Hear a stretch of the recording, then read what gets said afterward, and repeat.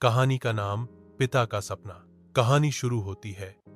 एक छोटे से गांव में एक किसान रहता था। नाम था रामलाल। उसके बेटे रोहित की आंखों में बड़ा सपना था, इंजीनियर बनना।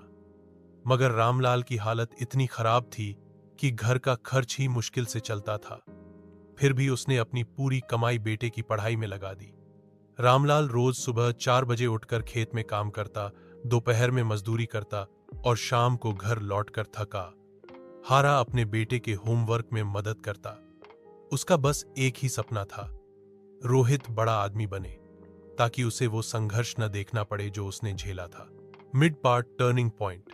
स्कूल के आखिरी साल में रोहित की पढ़ाई में थोड़ी ढील होने लगी। दोस्तों के साथ घूमना, मोबाइल में गेम खेलना, वो पढ़ाई से दूर हो गया। रिजल्ट आया और रोहित फेल हो गया। रामलाल के आंसू थमने का नाम नहीं ले रहे थे। उसने बेटे को डांटा नहीं, बस एक दिन रात में खेत के पास ले गया। वहां दिखाया खेत की मिट्टी में उसके हाथों के छाले और पैरों के घाव। कहा, बेटा, ये घाव तुम्हारे सपने के लिए हैं। अगर तुम हार मान लोगे तो ये घाव बेकार चले जाएंगे। उस रात रोहित ने ठान लिया, अब बस पढ़ाई करनी है, कुछ भी करके पिता का सपना पूरा करना है। क्लाइमैक्स, संघर्ष और बदलाव। रोहित ने पढ़ाई में जान लगा दी। देर रात तक पढ़ना, मोबाइल छोड़ना, हर क्लास में टीचर से सवाल पूछना, उसने सब कुछ बदल दिया। 1 साल बाद बोर्ड परीक्षा में उसने पूरे जिले में टॉप किया। गांव वालों ने उसे और उसके पिता को कंधों पर उठा लिया।